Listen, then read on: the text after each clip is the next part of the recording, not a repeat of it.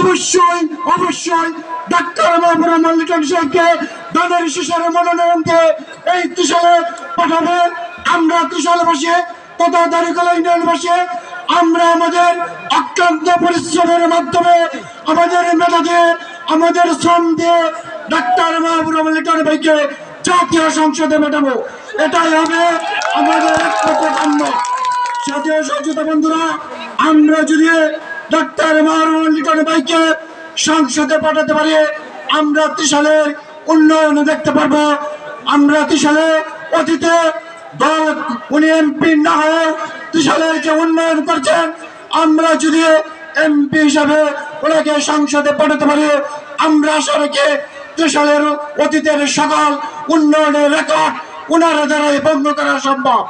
সাথে সচেতন বন্ধুরা, আমি আপনাদের প্রতি উদারতা আহ্বান রেখে আগামী জাতীয় সংসদে ডাক্তার মাহবুব রহমান লিটন ভাইয়ের পক্ষে কাজ করার উদারতা আহ্বান জানিয়ে আপনাদের সুস্বাস্থ্য কামনা করে আমি আমার সংক্ষিপ্ত বক্তব্য শেষ করছি।